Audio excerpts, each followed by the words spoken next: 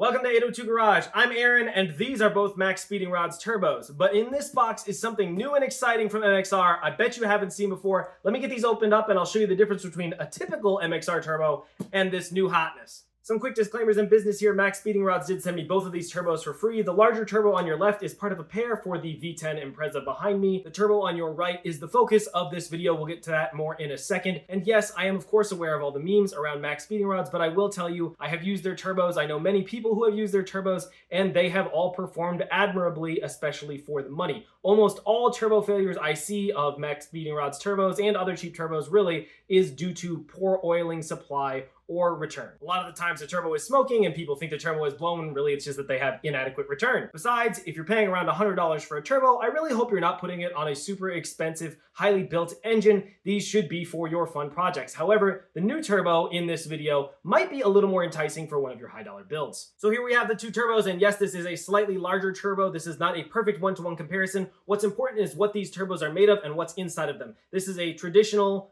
MaXpeedingRods journal bearing turbo, and this is a brand new MaXpeedingRods dual ceramic ball bearing turbo. So yes, this is the classic ball bearing turbo that everyone wants. This is a GT3582, and this is a GT3071. And it's funny, they don't actually call this a GT3071R, but they could, because the R in Garrett turbo nomenclature actually signified when it was a ball bearing turbo. So this would be a GT3582, and this would be a GT3071R. This is the first ball bearing turbo that MaXpeedingRods has ever sold, so we're gonna get up close and personal and check out the differences between these two. The first difference I think is pretty obvious is these compressor wheels. So this is your typical cast aluminum wheel. This one is forged billet, and you can tell it's the new, more advanced MXR wheel by the golden orange color. You can also see that this is an anti-surge housing. Technically, they both are. This is a different design. You can see there's a slit cut down there, and these are the surge reliefs. This is sort of a more, I guess you could say, modern design, and it is a true anti-surge housing. You can see there's a relief cut in there right next to the tips of the wheel, and down there are the relief cuts inside of these channels. This also has a ribbed surface for your coupler, whereas this one is just a flat surface. Won't make a big difference, but should help ensure that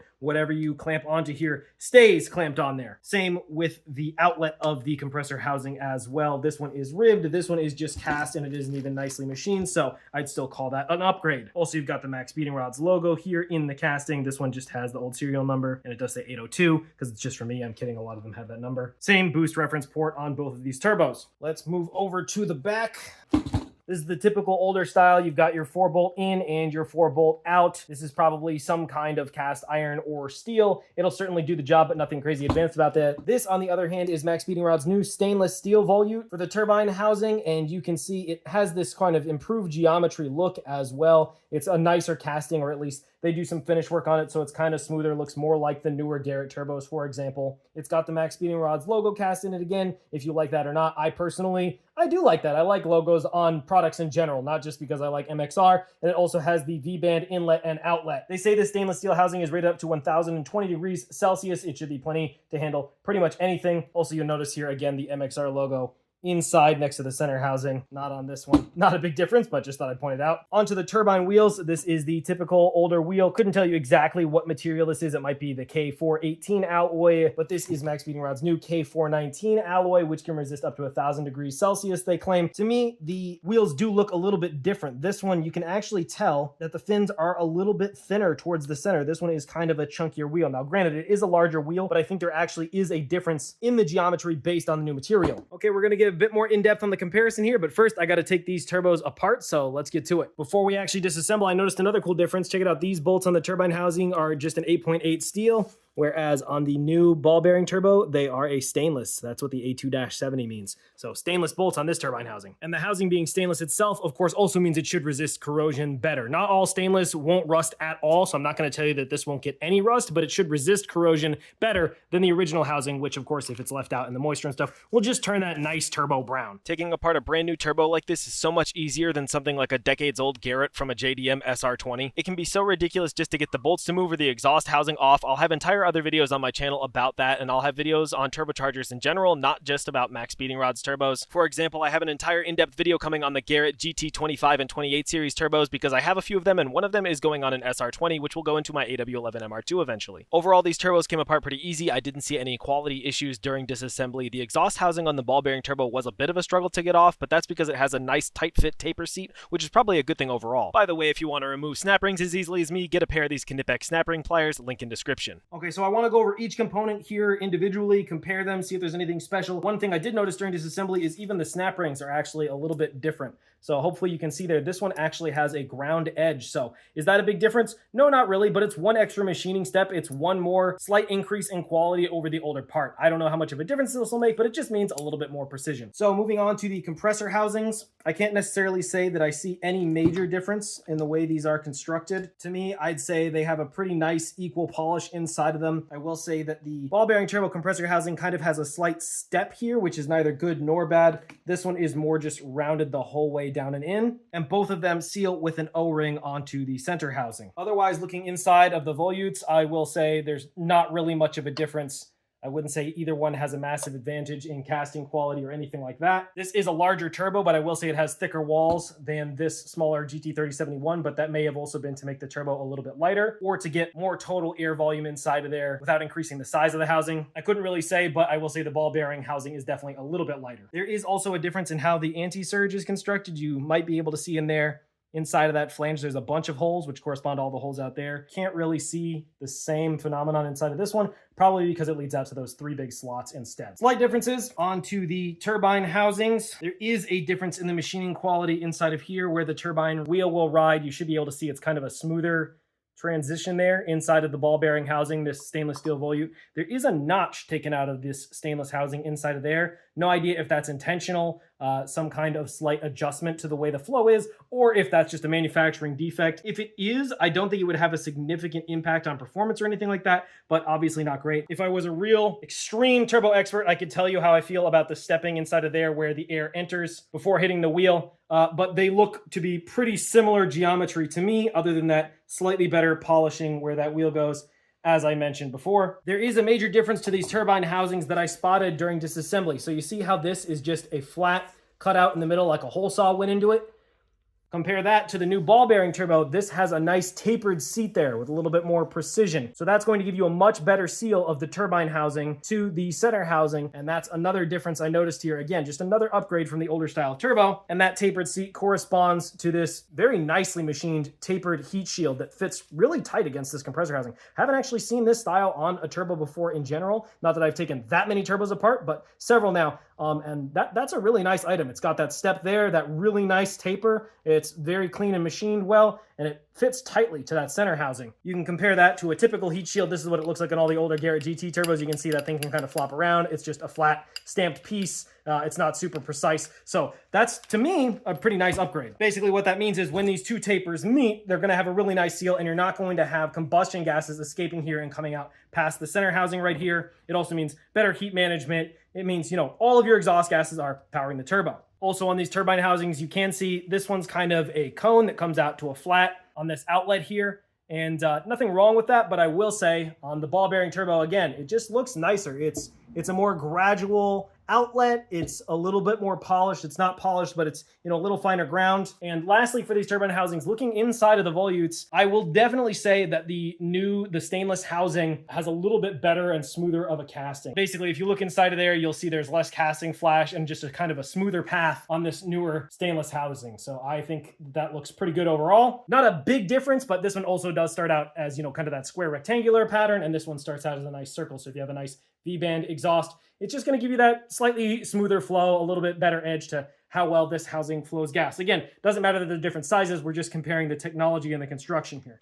Moving on to the CHRA, the center housing rotating assembly. Obviously, big difference here. We have the different construction on the compressor wheels. Now, this is a bigger wheel, so I would expect the fins to be a little bit beefier in general. But there are several differences here that I won't go super in depth. I will have other videos about that on my channel. But some of the main things to look at, neither of these are extended tip wheels from what I can tell, so it doesn't look like the bottom on the exducer side goes out further than sort of the edge of the inlet, if you will. and the geometry on them, sort of how the blades curve and fold over each other, looks pretty similar. These are both splitter wheels, which means they have full blades and half blades. This one is a 6 + 6, 6 full, 6 half. This one is a 7 + 7, so 7 full, 7 half. 1, 2, 3, 4, 5, 6, 7. And again, these are different size turbos, but I will tell you, this is a much more narrow nose, and that's intentional. You can see how thick and beefy this is. Even though this is a bigger turbo, this is just the older style of wheel, and using this forged billet material, having it CNC machined rather than cast, allows you to get this much narrower nose, and the root, as it goes down in between the blades there, you can see how much more area there is in between those blades on there than there is on here, because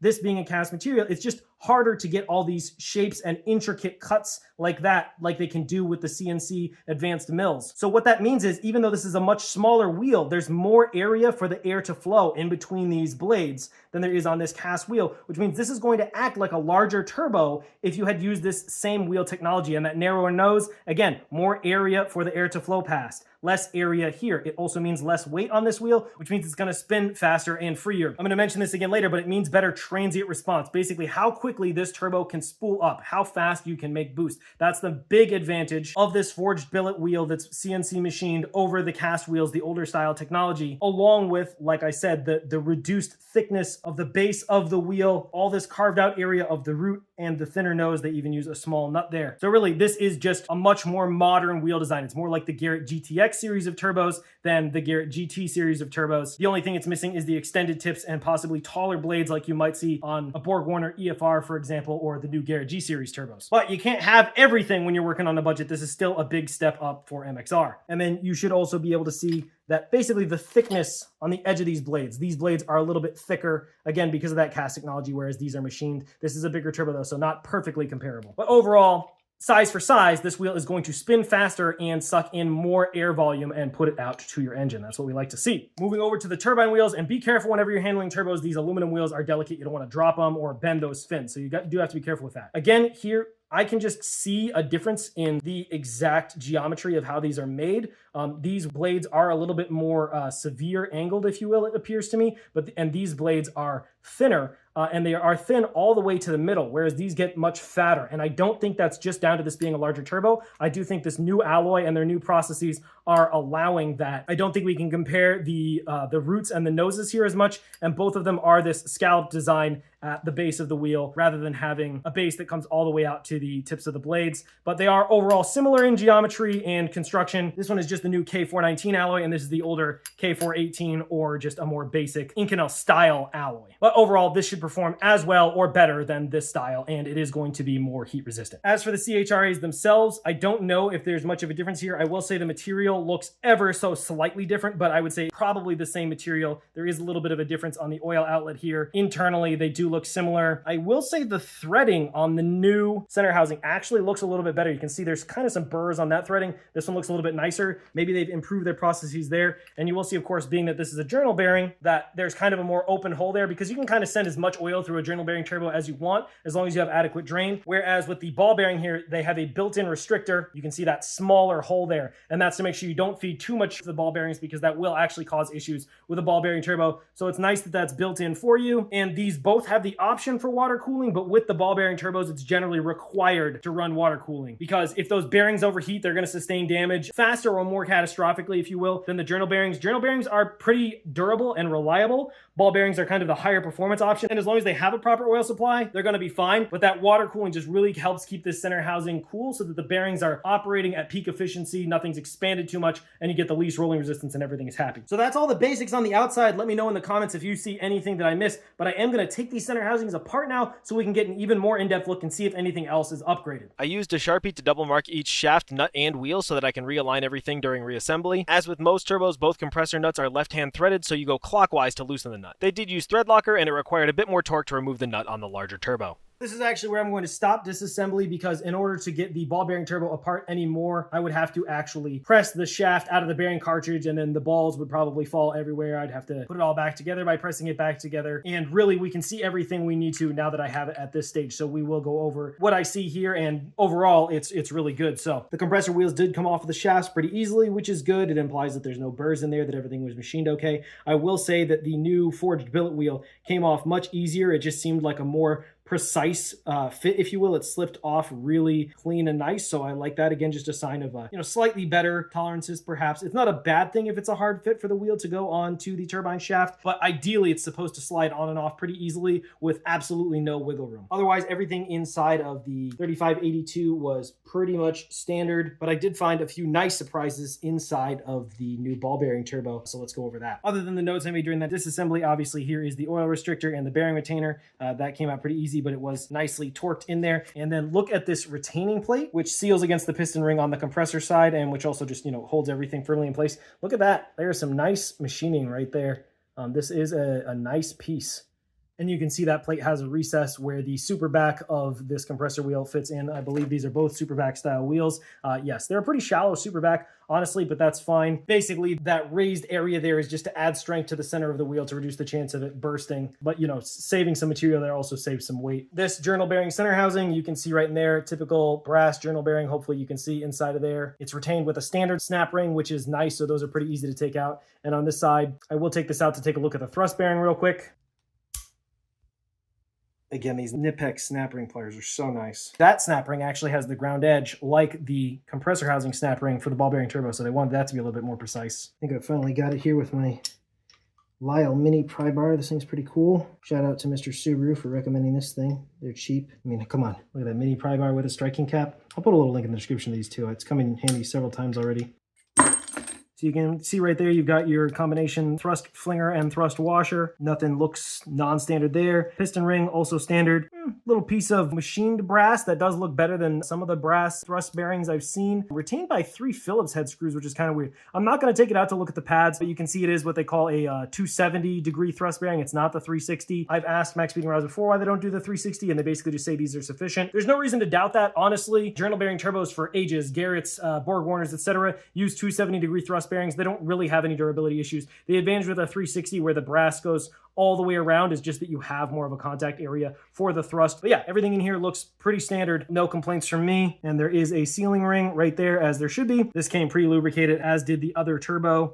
There's a little bit of casting flash in there on the oil return that you might not want to see, but I don't see any loose bits. So there's nothing I'm terribly concerned about. And overall, this would be very easy to take apart and rebuild. Turbine shaft, also very standard. Standard piston ring. It does look like a good quality piston ring. It's kind of got a nice finish to it. No burrs, no weirdness, no oddity, but it's a pretty simple part, hard to mess up. This looks pretty much like any standard turbine wheel should. Obviously, it has been balanced. This thrust plate and seal, it looks pretty nice. There is those 2 little marks there, which I think is from the assembly. Maybe a machine puts the snap ring in. I'm not really sure, but it's not going to affect how it operates at all. It was pretty precision fit in there, so I'm happy with that. Again, this heat shield, very standard. We can compare compressor wheels again real quick. Obviously, difference in size. Not a big difference in the base thickness. Again, you can compare those fins. You can see that they're a little bit thinner, other than just being smaller, all the way across sort of the cross-sectional area there. And you can again see into the depths how much air that smaller wheel can actually scoop, the thickness of the noses there. So yeah, this is a much better compressor wheel. Nothing wrong with this one. Standard old Garrett GT style compressor wheel. This is a newer, more like a Garrett GTX style compressor wheel, although it doesn't have extended tips, which I believe the Garrett GTX Gen 2 does. It does have the slightly tapered top of the wheel, if you will, whereas that one's not, and I don't think you would consider this an extended blade height here. I don't think you would call that. I keep calling these fins called blades, but anyways, I don't think you would call this an extended blade height because it could go up further on the nose. A lot of the aftermarket upgrade wheels will have that, where it basically, again, acts like a larger wheel, but it can sacrifice sort of some top-end power. So, you can get better response, but you lose some top end, or you can get a better pressure ratio out of it so you can reach higher boost levels. I'm not going to pretend to know everything about wheel geometry, but you get the point. This is more like a mid-level aftermarket upgrade wheel compared to this old school style. And this is a very reliable, proven design as well. Lastly, the reason I said we can see everything we need to see here, I'm going to come behind the camera to show you this to make sure you can see what I'm looking at. But you see that plastic cage in there? First of all, that's actually going to be a special kind of nylon that's heat resistant up to at least 300 degrees Fahrenheit before it will, deform or take any kind of damage. So basically, it should be way more heat resistant than the temperature of any oil ever entering your turbo. And you can see the ball bearings in there. You can see them spinning, which I never really did do the spin test on this, so maybe I'll have to put these back together just to do that for you so you can see how long this goes. Whee! Yeah, so there's the ball bearings and the ball bearing cage, and while it may seem weird to put plastic inside of a turbocharger, it was standard for a very long time. It's how Garrett did it, and many other brands have used those nylon cages for the ball bearings. So you can see inside, see that hole inside of the hole and how that moves back and forth? That's part of the entire bearing cartridge, and you can see that that bearing cartridge was retained on the other side by that pin that I took out. There's the hole right there. I'm getting it back into view. You have to align that to put this back together with that restrictor. So what that tells you is this is a proper bearing cartridge. It's 2 bearings with 1 entire cage that goes around both of them and a center section like a typical Garrett GT Turbo design caged double ball bearing. So they should be some kind of ceramic balls in there and a nylon cage. This is proven, reliable technology. This is not the best there is to offer on the market today. That's going to go to the BorgWarner EFR series of turbos and the Garrett G series of turbos and some other options. But this is going to be similar to IHI ball bearing turbos, MHI ball bearing turbos, and older Garrett bearing turbos. So proven tech. Nothing wrong with this, and we have proven that this is a proper dual ball bearing, a proper bearing cartridge, and that it is repairable as well. To press this out, you would just need to support this, press the shaft out of the bearing cartridge, and then you could pull the bearing cartridge out of this side, and then you could reassemble it, reverse, you press it back together. Again, this is basically a Garrett GT Turbo design with honestly some improvements like the way that this plate goes in, and of course the newer wheel, which is more like a Garrett GTX or GTW style wheel, and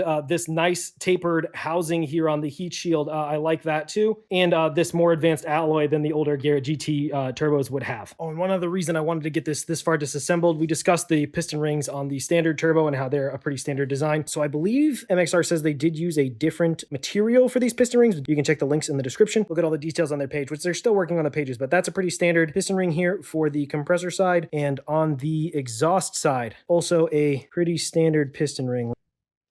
There it is. You can see it's a straight gap. So sometimes turbos will have dual piston rings, which is not super common. This one does not. It does have another groove in there, but it's not a full groove for a piston ring. That's just one to catch oil would be my guess. And sometimes they have step gap piston rings. Instead of this little straight cut, it will look like a little stair step on both sides that meets together, which can give better sealing, but these are designed at operating temperature to kind of come together and close up like that, just like a piston ring in an engine to give you proper sealing. So again, nothing wrong with that, nothing special about it, pretty standard for turbos across the industry. So I hope that look at the insides of these turbos makes them a little less scary, makes a China charger a little bit less scary. This is very standard journal bearing technology for turbos for the past many decades. Garrett's design, this is a copy of that, as most turbos on the market for decades were copies of the Garrett design or were licensing Garrett center sections even and putting on their own wheels, a lot of the aftermarket upgrade turbos. This is also basically a Garrett design, just the Garrett ball bearing design. Again, pretty standard for decades and seems to me to be done right. Everything here is pretty proper. And I will say, even the oil passageway in there has a better casting than this one. See how kind of smooth and nice it is inside of there? This center housing, I didn't think there was a big difference between these center housings, but that's very nice. You can also see the seal on this one too, just in case I missed it, that sealing plate retained by those Allen head bolts instead of by the snap ring. And then look inside of this housing. See that casting flash? Again, none of it looks ready to fall off or anything. I'm not terribly worried about it. All I'm saying is on the new turbo, there clearly is an upgrade to the technology on casting this housing, which of course makes sense because they had to cast a brand new housing to hold the bearing cartridge. So this is an improvement. The casting just looks slightly nicer. The threads look slightly nicer. The oil passages inside look slightly nicer. And there are some other upgraded features to this. The water cooling looks pretty identical. It's a standard water cooling design, copied basically from the Garrett design would be my assumption there. But like I said, I hope this kind of demystifies why, even though this is a Chinese turbocharger and it's very affordable, there's nothing wrong with this design. As long as the materials used were correct, as long as everything was machined straight, etc., this is going to be reliable and perform. And they do. There's plenty of proof of that out on the market. Any turbo that you buy should. But all I'm saying is people are wary of MaXpeedingRods, and what I'm showing you here is everything inside of this looks pretty much like a standard, expensive, brand name turbocharger. Yes, you could nitpick. Yes, there's going to be differences in materials. No, you're not getting the exact same quality, But again, looking at this looks every bit like a pretty standard ball bearing turbocharger. There's nothing scary in here. It is rebuildable. I don't know if MaXpeedingRods will sell you the parts, but it definitely is rebuildable. And honestly, everything working on this is pretty easy. So there's nothing crazy or magic about this or terrible about this, and everything looks pretty high quality. Anything that was machined well. Anything that's polished is pretty good. The one thing I saw about this was that little nick inside of the turbine housing. Again, I don't know if that was intentional, but I would assume that's not going to be on most turbochargers if it wasn't. And I did have a very, very early unit of this. They just released these. They just went on sale. I actually got the turbo before it went on sale. So hopefully that demystifies the insides of these, and you can also see all the reasons why this is better than this. And if you're not aware of why you would get a ball bearing turbo, that ball bearing allows for lower friction, freer spinning, and faster spin up. So again, it's going to increase your transient response. How fast can the turbo get spinning, and how easily is it going to stay spinning, and what is the maximum RPM? What is the efficiency like? How broad is that compressor map? Where is it making power and boost? So ball bearings help with that. It's not a magic technology, but it is a performance technology. And along with this forged billet aluminum compressor wheel with the CNC machining and the superior design, when you combine the ball bearing and this new wheel, you do get a turbo that, compared to one of the same size with the older technology, is going to perform significantly better. I would say primarily because of the compressor wheel, but also because of all the other upgrades, and the ball bearing is just that next step. So you're going to get much better transient response. You're going to get boost sooner. You're going to have less lag. You're going to ideally be able to hit higher boost levels safely, higher max RPMs on the turbo safely, and have a broader compressor map with better efficiency. So it's just a better overall turbo. Now, I am going to put these back together and show you a spin test, because that's the classic, the ball bearing should keep spinning long after this one stops, which does depend on what lube is in here, and this is probably a slightly thicker assembly lube from the factory just to make sure these are pre-lubricated and don't get damaged. Never power up your turbo without making sure there is lubricant in there. You will damage it extremely quickly. But before I do that, I do want to get the measurements on this wheel and just compare it to the Garrett ones, and I'll measure this one real quick. All right, got my caliper here. MaXpeedingRods claims that the turbine on this should be a 60mm inducer and a 55mm exducer. So I'm going to do my best to measure these here. And by the way, this is a 10-blade turbine wheel. 1, 2, 3, 4, 5, 6, 7, 8, 9, 10. And this one, 1, 2, 3, 4, 5, 6, 7, 8, 9, 10. Also a 10-blade turbine wheel. So I'm getting 60 pretty much on the dot, which is what they claim. And then for the exducer here, 54.98, that's 55 on the dot. The website claims are correct. And for the compressor, they claim 51.5mm inducer. A little bit harder to measure because uneven number of blades. I'm getting 50.5, 50.9, just over 51 probably. So I'm going to believe them on the 51.5. It's dang close. And we'll see what we can do here since there's not an extended tip. 70.86 on the exducer. So that is 70.9 is what they claim. So pretty much on the money with that. Now, the original Garrett 60mm inducer and a 55mm exducer, so that's exactly the same, but it is a 53mm inducer on the compressor wheel, so it is 1.5mm larger, and 71mm on the exducer, so 0.1mm larger. So it's very close to the Garrett specs. This is going to be a turbo that's kind of in between a Garrett GT 3071R and a GTX 3071R in terms of performance, ideally. This turbo is rated by MaXpeedingRods at 500 horsepower, up to 3 bar, 43.5 PSI, and the original Garrett is rated up to 3.5 bar, so half a bar higher, 50.8 PSI, and they claim 280 to 480 horsepower for the GT series, so that's 20 horsepower less than this, but I would, believe that they're going to be around the same max horsepower reasonably. And again, there are some materials in this that are better than a Garrett GT turbo, and a lot of them that are going to be similar or the same, plus those V-band housings. Just real quick, in case anyone's wondering, let's measure the 3582. So the turbine is supposed to be 6862 on this, and I'm getting 67.76, 0.86. For all intents and purposes, getting just under 68 and 62. So there you go. And the compressor is supposed to be 6182. So a little easier to measure this one, even number of blades. 61.14, 0.15, 0.13. So just barely over. And let's see if I can measure this disc here. We're getting 81.97, so that's basically 82. So again, right on the money with that, or at least close enough. The original Garrett is rated up to 675 horsepower. They say 400 to 675. This one is rated to 600 horsepower. This turbo, by the way, only $123. I'll put a link to it below in case anyone is interested. I won't bore you with the reassembly, but it's just their reverse of disassembly. So let's get them back together and do a spin test. Went back together fine. I left the exhaust housings off just so it'll be easier for me to spin them. them. So here is the journal bearing 3582. I'm just going to give it a good reef. I'm going to hold on to the heat shield so that it doesn't interfere with the test. You can see maybe 3 seconds of spin.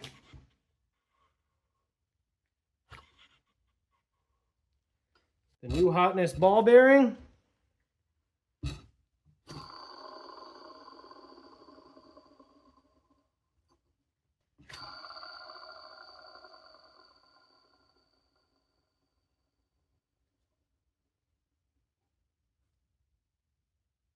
Easily 2 to 5 times as long this one spins, depending on the angle you're holding it at. And guess what? It really doesn't matter. That doesn't tell you very much about a turbo other than it's lower friction when it's not hot, not under load, doesn't have any oil flowing through it, because the journal bearing relies on the film of oil to reduce the friction, and the exhaust is going to be putting so much force on this wheel, right? What's important too is that those bearings can resist the force exerted on them. And in this case, yes, you have lower friction when nothing's going on, but you do, of course, get the benefit of those ball bearings when the oil is flowing through and when there's the force on them to get that lower friction because of those rolling elements. It's just that a spin test with a turbo off of the car really doesn't tell you a whole lot other than that the bearings aren't destroyed. And while we're at it with turbo myths, by the way, it is true that a ball bearing turbo should have essentially no side-to-side shaft play. A little tiny bit is normal, and it should have no in and out play, like very, very little. You know, it's a few thousandths in both accounts. It is not true that a journal bearing turbo shouldn't have any side-to-side play. See how that has side-to-side play? That is entirely normal and within spec, right? There is a specification for this, and it's, you know, several thousandths of an inch, right? It's a fairly wide range. It should not have a lot of in and out play, what they call axial play. So this is radial play, this is axial play. It should have almost no axial play and a little bit of radial play. On a journal bearing turbo, on a ball bearing turbo, it should have very little radial play and almost no axial play. So if somebody tells you, oh, there's no play, it's good. Well, there should be a little play, you know, but if there's in and out play, like a lot of it, run. Or at least know that you're gonna have to rebuild that turbo. I also want to show you what comes with each turbo real quick. So this is the traditional turbo. It comes with this customer service card, which is basically just warranty info. Comes with these admittedly very cheap and flimsy single layer stainless steel gaskets for the exhaust. They do work, but you're not necessarily going to get a lot of timer use out of them. And it comes with an oil feed and return gasket. Now the new one comes with a lot more stuff. It has this MaXpeedingRods booklet, which tells you like the history of the company and everything they make. Of course, they make rods, they make coilovers, etc. This I thought is really cool. It's a turbocharger troubleshooting chart. So it tells you like all the problems you could be having and what the cause could be. And like I said, a lot of the failures I see of turbos, most by far, are due to inadequate oil feed or return. This chart is just trying to help make sure that people don't blow up their turbos, then, you know, blame the turbo, and also just to help you diagnose everything. Comes with an installation instruction manual, which is actually fairly detailed as well. Checklist, again, more problem solving, smoke, oil leakage, etc. What can damage the turbo, proper oil feed, what to do after installation, and it has it in multiple languages, so that's pretty cool. Also comes with both V-band clamps for the inlet and the outlet of the turbocharger. It comes with an oil return gasket, and I believe it's supposed to come with a feed gasket as well, but mine is just missing, and it comes with a banjo bolt and crush washers for the oil feed. And lastly, it comes with this metallic badge if you're into that kind of thing. I'm almost definitely going to put this on one of my cars, so that's what comes in the two different turbos. Obviously, the new ball bearing turbo comes with more stuff. It's a higher value package. I also want to add that while it comes with an oil return gasket and a banjo bolt for the feed, there are still a few more things you're going to need to install the turbo. So this is a 7/16 to 4AN oil feed banjo, and you're going to need one like this. This one's actually really cool. It's military surplus for a Prowler aircraft. I'll have an entire short form video on some of my other social media about that if you want to check it out, but cool piece. You'll also need coolant fittings. So these are M14 by 1.5 banjos. I believe this is all Garrett standard sizing essentially. And you're going to need 2 of those banjo bolts and 2 of the banjo fittings. These go to 3/8. Like you can use heater hose line, but it needs to be heat resistant enough so that it doesn't get burned up by the exhaust housing. A lot of people will use like AN lines. You can get that as well. And obviously the crush washers, and those are just some sort of line caps. But I'll put links to some options for this stuff in the description. You're definitely going to need an oil feed, and the banjo is a good option, although you can get a straight 7/16/24 fitting to go in there. straight to an AN out, but this is just nice and low profile. And again, you should water cool your ball bearing turbo, so definitely pick up something like this. This kit's going to make it way easier to install your water lines. I have told MaXpeedingRods that they need to list all of these requirements on their website and that they should also either offer these for sale for a good price or include them in the package. So let me know in the comments what you think is best so that MXR can see that as well. And in case you're not familiar with how this is set up, this is that 7/16 banjo to 4 AN. You've got crush washers there. It gets bolted to the top. And then this is one of those M14 by 1.5 coolant feeds. A hose goes onto that. I don't actually have an oil return right now, but it's a pretty standard 2-bolt flange. You put the gasket in there and normally it goes to like a 10 AN that returns to your oil pan. And yes, for anyone looking, I will include some links to appropriate oil drain flanges for this turbo. Also want to add some quick info here in case anybody needs it. Garrett specifies that the turbo can be tilted forward to backwards up to 15 degrees, but the center housing should actually be rotated ideally. It can be anywhere between 0 and 30 degrees rotated, and they state that the ideal is 20 degrees, and although you want it to be mostly vertical so that oil feeds in and drains directly out of the bottom, they say to tilt it 20 degrees because that's how you get the best thermal siphoning from the coolant when the car is cooling down. So you need to have the inlet of the coolant be on the downside, the lower side, and the outlet be on the upper side, and you tilt it 20 degrees because that drastically increases the efficiency of the cooling after the car is shut down, so you don't coke oil inside of the center housing and ruin your bearings in your turbocharger over time. So hope that helps. Another crucial aspect of this turbo to cover is the V-band sizing. MaXpeedingRods doesn't list the exact specs on their site, so I'm going to help you out here. You might think these are standard 3-inch and 2.5-inch V-bands or something like that. They're not. They are TiAL spec V-bands. So TiAL made exhaust housings for Garrett turbos, and these are the TiAL GT/GTX 30/35 size V-bands for Garrett turbos. So the exact specs here are 76mm OD and 54mm OD on the lip here. You see how this V-band has that lip? That actually fits inside.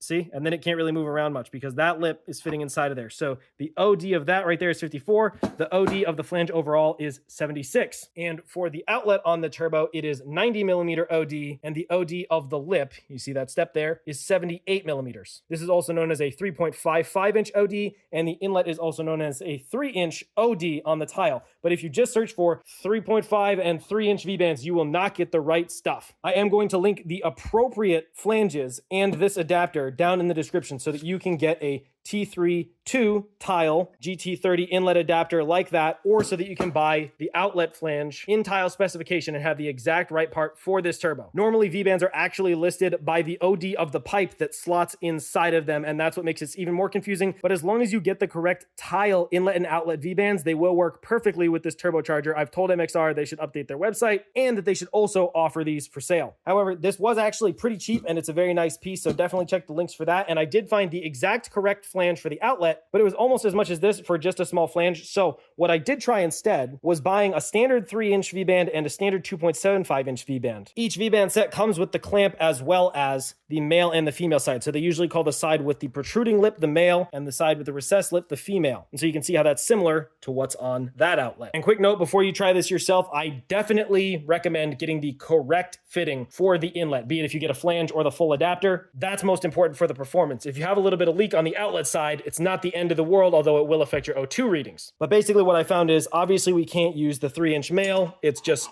big and sloppy, and it would be a little bit difficult to clamp on that. You can see how big of a difference there is. You could get away with it, but I wouldn't recommend it.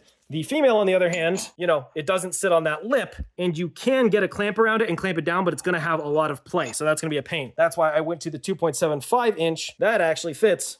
It has that much play, but it actually fits in the lip. And in terms of choking the exhaust flow, it's really not bad. And it is almost the same size lip. So that's going to clamp down just fine. So you could modify this a little bit or just use it as is, clamp it down. And as long as you don't need, you know, that 2mm precision for your exhaust, this is going to work as a cheap solution because you can buy this entire kit for less than the appropriate flange. And if you mess up, you could use the female as well. It's just not going to have that lip locating it. So just wanted to give you all that option, but I did do all the research and all the checking to make sure I provided the correct flanges if you want to buy them yourself to have this setup be legit, because it's not that difficult to do it right. It's just that MXR hasn't listed the exact specs yet, so I did it for you. In case there is any question, yes, the clamps that MXR provides will work with the TiAL style flanges, so there is no need to buy additional special clamps as well. And of course, if you're doing this from scratch, I wouldn't recommend using an adapter like this. I would actually weld the appropriate TiAL flange onto your manifold. But if you're just upgrading from a previous T3 turbo, this is a super simple solution. I believe they do have T4 to TiAL adapters out there as well, but they're much harder to find, and most people are going to have been using a T3. So I think that that is a pretty sweet solution.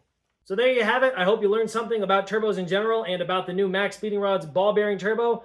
To me, this looks like an excellent turbo, and the important part is it an excellent turbo for the money? So I'm going to tell you, this to me is as good as or better than a Garrett GT3071R. This should perform slightly better than that with the billet wheel and the stainless steel housing with V-bands and the advanced alloy on the turbine wheel and shaft. So what do you think a Garrett GT3071R costs today, knowing that it's technology from, well, a long time ago, many decades ago? Well, guess what? They start at $1,400. Bare minimum, if you want it with the exhaust housing, $1,400. They're usually more like $1,600 to start out with. And if you want the V-band inlet and outlet, you're talking even more money. If you want to upgrade to a billet wheel, more money. The Garrett GTX series is significantly more expensive than that. And so you're getting close to that performance. It's not going to be the same. I don't know what we're talking about. 10%, 20%, I'm not sure. But this is at least as good as a GT3071, just looking at it. I can't dyno prove that right now. Hopefully someday, and I will be testing this turbo, so stay tuned on that. But this turbo right now at MaXpeedingRods, $614. Here's the thing. Yes, MaXpeedingRods sent this to me for free. They haven't paid me for this video. Even before I ever worked with MaXpeedingRods, I would recommend their turbos because I knew if you were looking for a budget $100 turbo, you couldn't go wrong, and at least they have company support. Somebody will answer you. They do have warranties. They have discount codes as well, by the way. You can use my code 802GARAGE at their website for, I believe, 10% off anything, and that probably includes this, which that's $60. If you consider the fact that you can get into this for under $600 and a slightly lesser equivalent Garrett Ancient Technology Turbo starts at $1,400, which is 2 1/3 the price, I think this looks pretty attractive. And hopefully from me disassembling and looking at it, you can tell that there's nothing wrong with it. Are they going to have the same quality control as Garrett? Probably not. The question is just, is it good enough? And I would say from my experience, having several MaXpeedingRods turbos around, they've all been pretty consistent. You know, you do get what you pay for, but in this case, I think you're getting a very good value on what you pay for. Whereas I don't think with today's turbo market that it makes sense to buy a Garrett GT turbo at all. You should either be buying a BorgWarner SX, SXE series turbo, even though they're journal bearing, or you should be spending more money and getting a Garrett G series or a BorgWarner EFR, because you can get into an EFR for not that much money than a Garrett GT turbo, and it's a vastly superior turbo. Definitely way better than this, but it's also going to be 3 to 4 times the money. It really just depends on what you're looking for. Now, if you just want a basic turbo and you want to make good power, of course, this, like I mentioned, $123, plus you can use a discount code, and they do have smaller turbos and larger turbos. By the way, this is the GT3071 ball bearing turbo. MaXpeedingRods also has a GT2871, I believe it is, which is also ball bearing, I believe listed on their website. I will link that below as well. So this turbo, MaXpeedingRods lists as up to 500 horsepower. That 2871, they say 350 plus horsepower. The 2871 more suited for like a 2-liter engine. This would work well for like a high response, you know, medium horsepower 6-cylinder or large 4-cylinder build, whereas the 2871 is going to be better for a lower horsepower, extreme response 6-cylinder or a higher horsepower 4-cylinder. High horsepower being relative, of course, because, you know, 350 horsepower, that's decent power for a 4-cylinder car. I would probably put one of those ball bearing 2871s onto one of my SR20 engines. Now, when you do look at the used market, of course, you can get a used Garrett GT Turbo for the same price as this, or maybe a little bit less. Typically, you're going to have to rebuild it, and it's not going to perform quite as well as this, in my opinion, until you upgrade that billet wheel and maybe upgrade the turbine wheel as well. So bottom line, well under half the price of a Garrett GT Turbo with some of the tech that's come out since the GT series has been improved upon. And you get those V-band in and out. You get these nice ribbed inlets and outlets on the compressor housing. It's definitely an easy turbo to work on. It is repairable. To me, it looks great, and I am going to test it. So subscribe if you want to see that. And if it blows up on me, you can come back to this video and laugh.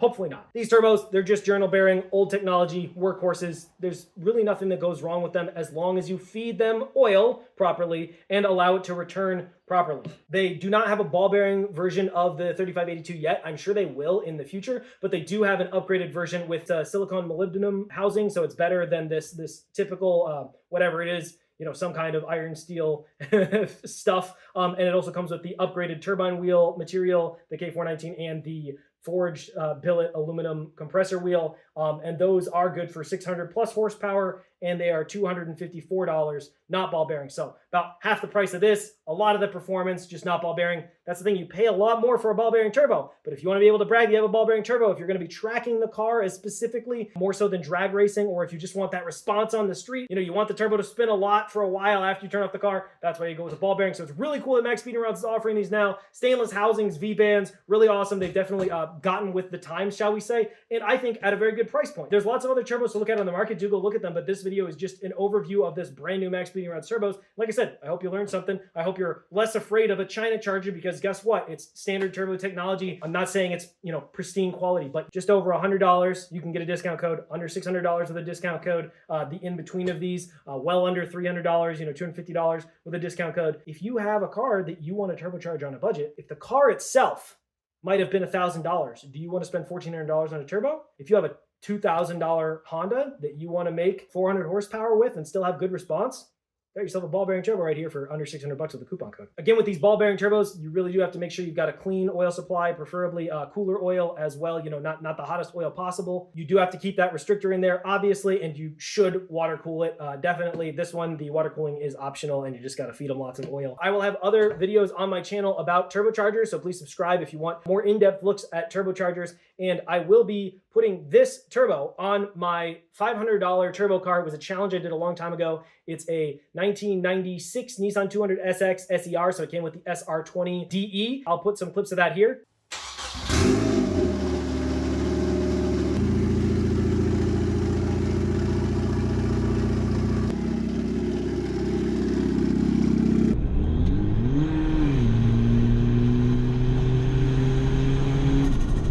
Oh, it's faster. It's a lot faster.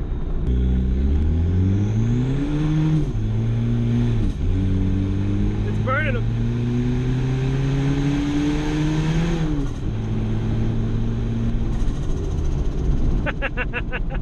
And that has a MaXpeedingRods equivalent. I don't actually technically think it's bought from MaXpeedingRods, but it is the same turbo, just on eBay. It's a T04E, they call it. It's a hybrid T3, T4 turbo. It is a slightly bigger turbo than this, I want to say, in some ways, but meant for slightly lower horsepower. So it's not going to be a one-to-one comparison, but what I really want to test is how much faster is the response in this turbo, how much faster does it build boost, and how much better does it sound if it does. And actually, the packaging looks quite a bit smaller than that turbo, which I am excited for, because packaging that turbo was a little bit difficult. So definitely subscribe if you want to see me put this and compare it directly to a typical $99 turbo, this one being around the $600 mark, and see if there's a big difference. So again, links to these products and some useful tools for disassembling turbos will be down in the description. It will be affiliate links for anything on Amazon, and it will be an affiliate link with MaXpeedingRods for any of their links that I do. So I will get a slight kickback if you buy any of that stuff, but listen, do your own research. Don't buy anything just because I said it's cool. Buy it because you've actually put in the time to know that it is worthwhile. But I am going to put 2 of these on the V10 behind me and hopefully make at least 500 wheel horsepower, low stress on these turbos, hopefully,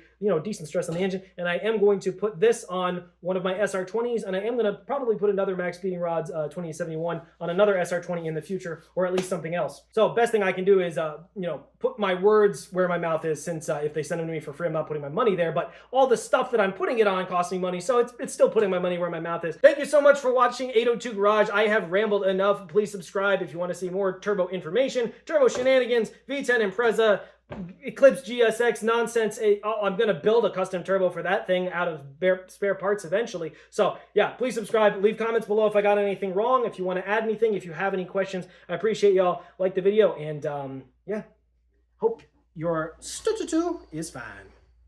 I just realized my hair was probably kind of crazy for those last clips, but it's hot out here. What can you do?